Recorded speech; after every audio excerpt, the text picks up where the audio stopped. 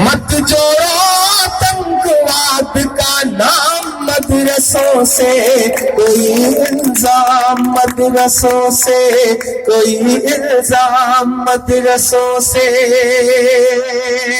मुझ पे इल्जाम लगाया बड़े बुजुर्गों ने कि तुम, मुझ पे ये इल्जाम लगाया गया कि तुम मुशायरे में सियासी शायरी पढ़ते हो, लेकिन मैं तो ये कहता हूं साहब कि पूरी नस्ल है जो मेरे साथ नज़में गा रही है, इससे बड़ा मेरे लिए इनाम क्या हो सकता है। मैं खुश नसीब हूँ साहब। मैं पढ़ता हूँ कि यहाँ कुरान की हर लम्हा है तिलावत होती, यहाँ कुरान पाक की हर लम्हा है तिलावत होती, जर्रे जर्रे में हमदर्दी और मोहब्बत होती, और मोहब्बत होती। सच बोल रहा हूं मैं कि कभी नहीं हो सकता कत्ले आम मदरसों से, आतंकवाद का नाम मदरसों से, कोई इल्जाम मदरसों से, कोई इल्जाम मदरसों से। एक बंद पढ़ता हूं साहब मैं, 57 की जंग से लेकर के 47 की आजादी के दौरान जो कुछ जंग है उस सबको अपने जहन में रखिएगा और इमरान के ये मिसरे सुनिएगा कि चाहे शेखुल हिंद हो या फजले हक खैराबादी,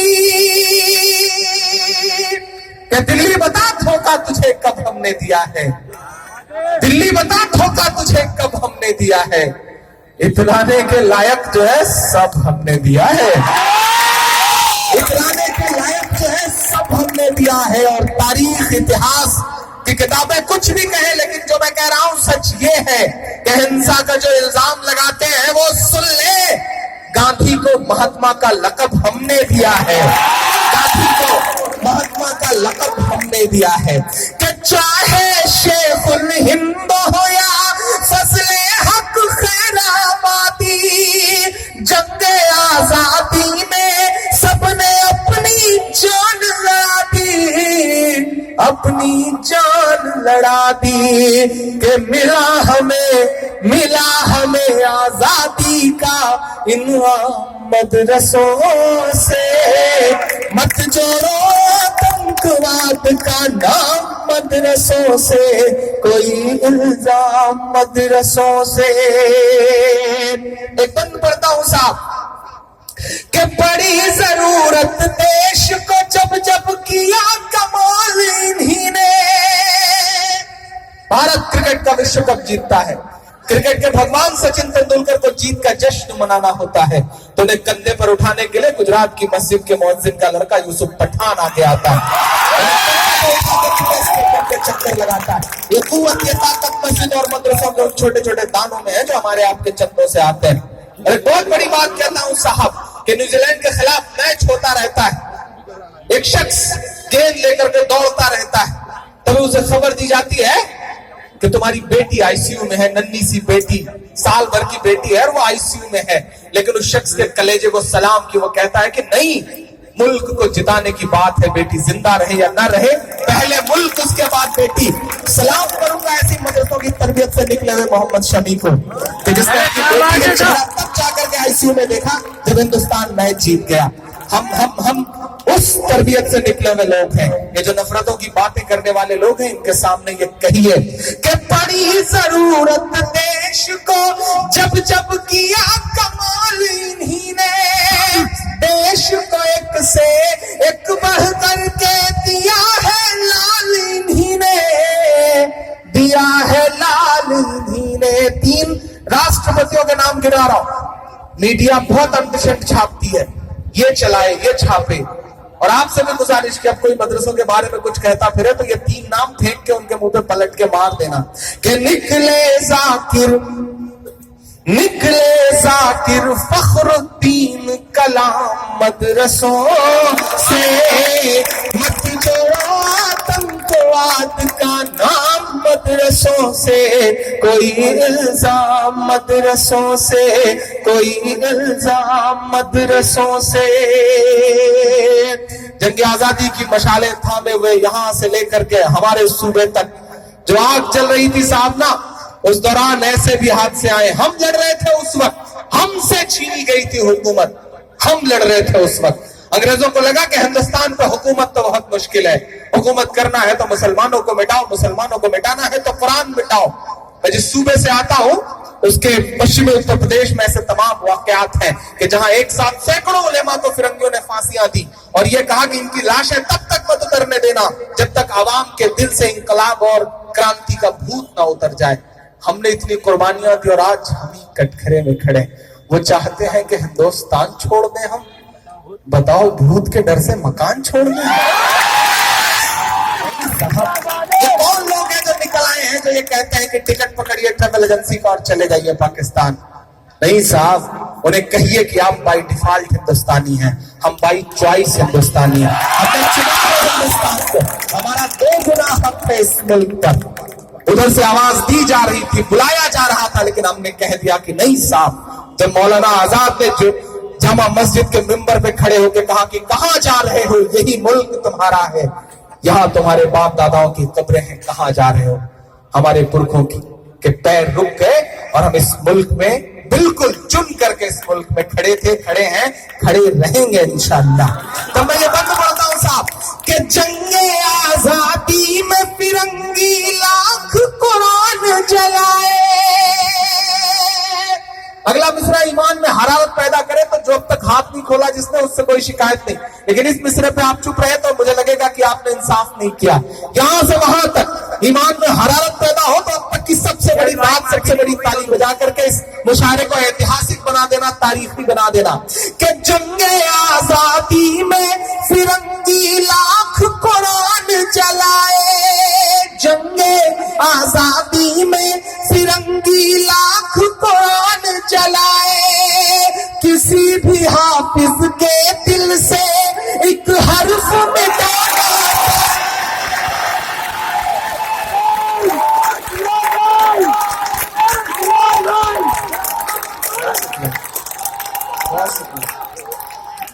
कि जंगे आजादी में फिरंगी लाख कुरान जलाए।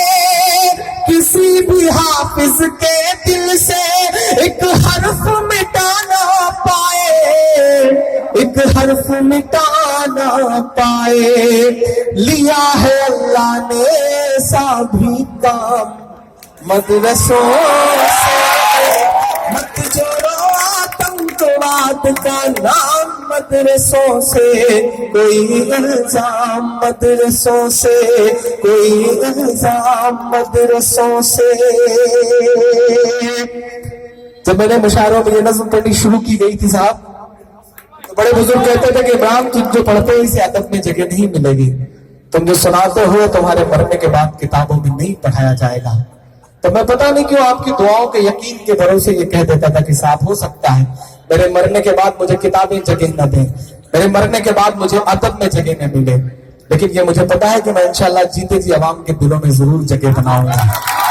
और यही मेरा सरमाया और शायद ये आपकी दुआओं का असर है कि जिस शायरी को पूरी उर्दू दुनिया खारिज करती थी, पूरा हिंदी लिटरेचर कहता था कि नहीं साहब ये तो शायरी नहीं, उत्तर प्रदेश की हुकूमत ने मुझ जैसे छोटे से बिल्कुल नन्हे से शायर को पूरे सूबे का सबसे बड़ा अवार्ड यश भारती होता है, 11 लाख रुपए का अवार्ड बुला के सबसे कम उम्र में दिया, यंगेस्ट यश भारती।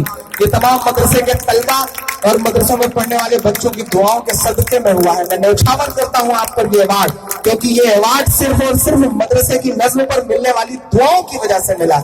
मैं सलाम करता हूं आपके दुआओं को। मैं आखिरी बंद पढ़ता हूं, लेकिन पूरी जिम्मेदारी से हैदराबाद में खड़ा हूं, चार मीनार पर खड़ा हूं, तो एक बात और कहना चाहता हूं दोस्तों कि इस मुगालते में बिल्कुल मत रहना कि तुम्हारी लड़ाई सिर्फ मुसलमान लड़ रहे हैं। इस गफलत में बिल्कुल मत रहना कि तुम्हारे लिए सिर्फ मुसलमान खड़ा है, क्योंकि नजीब की तलाश के लिए बसंत कुंज थाने के बाहर सबसे ज्यादा जिस लड़के ने लाठी खाई है उसका नाम मोहित पांडे है। पहचानिए ऐसे लोगों को, पहचानिए ऐसे लोगों को और मजबूत करिए, उन्हें ताकत दीजिए। आप गुजरात गुजरात गुजरात चिल्लाते हैं, लेकिन गुजरात के मसले को सच में जो अदालत तक ले जाता है उस शख्सियत का नाम तीस्ता सी तलवार है और वो मुसलमान नहीं है। पहचानिए ऐसे चेहरों को, उन्हें मजबूत करिए, उन्हें ताकत दीजिए। इंसाफ बचाने की आखिरी उम्मीद लेकर के रात के 2:30 बजे सुप्रीम कोर्ट की चौखट पे जो वकील खड़े थे ना, उसमें से एक भी मुसलमान नहीं था। पहचानिए ऐसे लोगों को, मजबूत करिए ऐसे लोगों को, सल्यूट करिए शहीद हेमंत करकरे साहब की शहादत को। वो ना होते तो शायद आप चिल्लाते रहते, लेकिन ठप्पा जो लगा था वो ठप्पा कभी दूसरी तरफ ना जाता। सलाम करिए आईपीएस संजीव भट्ट को, जिस शख्स ने यह कहा कि आईपीएस की नौकरी रहे या जाए, ठोकर मारता हूं, लेकिन जो सच था उसे दुनिया के सामने जरूर बताऊंगा। सलाम है ऐसे लोगों को, सलाम करिए। और आज यहां खड़ा होकर एक नाम जोड़ता हूं, और इस नाम को हिंदुस्तान नहीं पूरी दुनिया में कहूंगा कि सलाम करिए केसीआर साहब को, सलाम करिए कविता जी को। मैं हर रात मुशायरे में रहता हूं, हर रात नेताओं की बातें सुनता हूं, नेताओं के भाषण सुनता हूं। कविता जी, हमें कुछ आता हो ना आता हो, लेकिन हमें इंसानों के चेहरे पहचानना और उनके दिल से जुड़ना आता है। अल्लाह ने शायद हमें यही तो हुनर दे रखा है।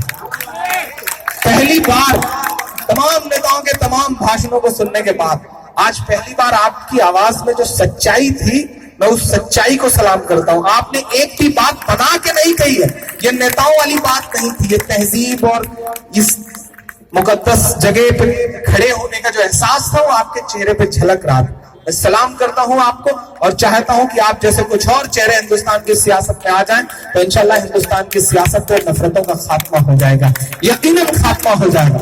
आप उनकी कोशिश को बहुत छोटा आपको लग रहा होगा कि एक छोटा सा मुशायरा करा दिया, ये बहुत छोटी सी कोशिश है। नहीं साहब, कोशिशें इसी तरह शुरू होती हैं। इमरान ने पहली बार मदरसे पे नज़्म कही थी तो सबने बहुतों ने कहा था कि ये क्या आप लफाजी कर रहे हो, लेकिन आज देश के बड़े प्रोमिनेंट न्यूज एंकर्स कहते हैं कि इमरान, तुम्हें लगता होगा कि इस तरह की नज़्मों का कोई असर नहीं होता, असर होता है। पहले कहीं भी कुछ होता था टीवी चैनलों पे नाम फ्लैश कर दिए जाते थे, आज एहतियात बढ़ता जाता है, इतना असर पड़ता है साहब। इसलिए आपसे गुजारिश कर रहा हूं कि बोलिए। एक छोटी सी बात बताते हुए आखिरी मिसरा पढ़ता हूं। एक जंगल में आग लगी थी, जंगल धू धू करके जल रहा था, जिस तरह आज मुल्क में नफरतों की आग लगी हुई है।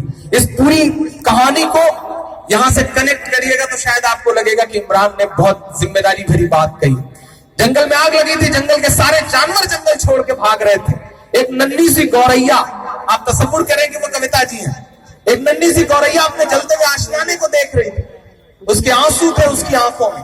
एकाएक उसमें पता नहीं कहां से हिम्मत आई, ताकत आई, वो उड़ करके पड़ोस के तालाब पर गई। अपनी चोंच में जितने बूंद पानी भर सकती थी, 2-3 बूंद, उसने चोंच में वो पानी भरा और उड़ करके दहकती हुई आग के ऊपर आई, और जो 2-3 बूंद पानी था उस आग पर छोड़ दिया।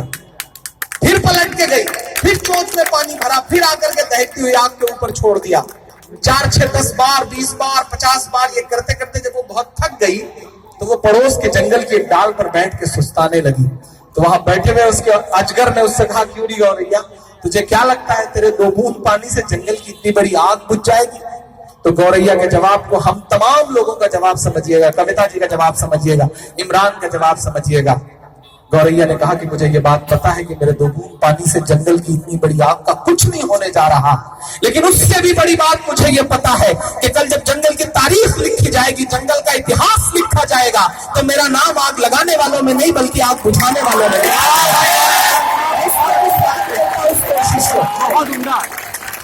और चाहता हूं कि ऐसे लोग और मजबूत हो। मैं आखिरी वक्त पढ़ता हूं, क्या मिलता है वहां पर? सिस्टम कहता है हथियार मिलता है, सिस्टम कहता है ट्रेनिंग दी जाती है।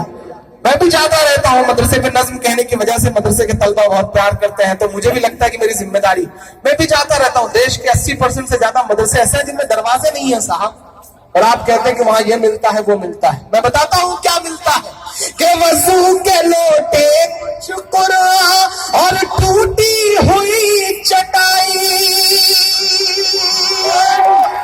इस सदी का सबसे बड़ा सच है साहब ये, कि वजू के लोटे कुछ कुरा और टूटी हुई चटाई।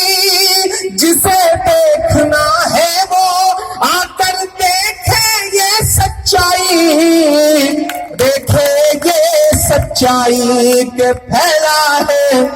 अब जरा आमीन कहिएगा पीछे तक, कि फैला। आप एडवांस पेमेंट दे देते हैं, बड़ी दिक्कत है, बात पूरी हो जाए तब कहिए ना, कि फैला है, फैला है और फैलेगा इस्लाम मदरसों से। का नाम मदरसों से, कोई इल्जाम मदरसों से। बिल्कुल जाते जाते 2-3 मिनट में एक छोटा सा जी बिल्कुल। पिछले दिनों कविता जी जगतियाल गया था एक बड़े मुशायरे में, मोहसिन साहब यहाँ बैठे हैं, बड़ा मुशायरा किया उन्होंने। आपके मेंबर है या इधर है मोहसिन साहब, बहुत खूबसूरत मुशायरा किया था। तब से तेलंगाना को पहली बार मैं आया था, आज दूसरी बार हाजिरी हुई है। की तारीफ में सुनता था, आज मुलाकात हुई। मैं 4-6 मिसरे और पढ़ देता हूँ साहब। कि सूरज लहूलुहान पड़ा है चाहत का, सूरज लहूलुहान पड़ा है चाहत का, साहिब रोशनदान की बातें करते हैं। एक कश्मीर संभाले नहीं संभलता है, और बलूचिस्तान की बातें करते हैं, और बलूचिस्तान की बातें करते हैं। स्ट्राइक की गई, सर्जिकल स्ट्राइक साहब। ये कहा गया कि अब परिंदा पर नहीं मारेगा। हम सब बहुत खुश थे कि चलो निजात मिली टेररिस्टों से, टेररिस्ट अटैक से। लेकिन आपकी जानकारी के लिए बताऊं कि साहब उसके बाद से अब तक 42 से ज्यादा शहीद हमने अपने जवान शहीद करवाए। मेरे प्रतापगढ़ के 2 बच्चे अभी शहीद हुए, मैं उनके जनाजों में शामिल होकर के आया हूं साहब। मेरी आंखों में उनके बाप के रोते हुए चेहरे हैं। लेकिन हैरत यह है कि राष्ट्रवाद की बड़ी बड़ी बातें करने वाले लोग, अपनी मीटिंग्स में ये कहने वाले लोग कि एक के बदले 10 सर आएंगे, ऐसे चुप हो गए हैं साहब, ऐसे चुप हो गए हैं कि 29 जवानों को लेकर के पिछले तकरीबन 4 महीने से वायुसेना का एक विमान लापता है, उस पर कोई बात तक करने को तैयार नहीं। सर्जिकल स्ट्राइक के नाम पे पोस्टर चिपका करके पूरे देश में क्रेडिट लेने वाले लोग 29 जवानों के बारे में बात तक नहीं करना चाहते साहब। वो कोई चुनावी मुद्दा नहीं। 29 जवान कहां गायब है? न रक्षा मंत्री बताते हैं, न इस देश के प्रधानमंत्री महोदय बताते हैं। अजब सी बेहिसी है उनका दामन नम नहीं होता, अजब सी बेहिसी है उनका दामन नम नहीं होता, कि उनके फेंकने का सिलसिला भी कम नहीं होता, कि उनके फेंकने का सिलसिला भी कम नहीं होता। जो कल तक कुत्ते के पिल्लों का भी मातम मनाते थे, उन्हें अब सैनिकों की मौत का भी गम नहीं होता, अब सैनिकों की मौत का भी गम नहीं होता साहब। पहचानिए।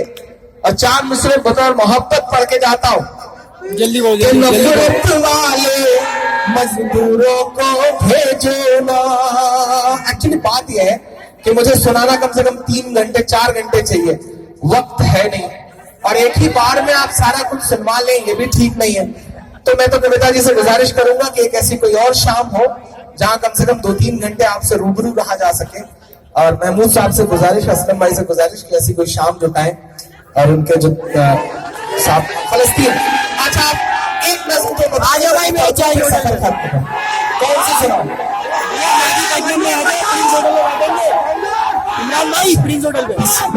एक 3 मिनट के। अच्छा ठीक, हाँ ठीक आप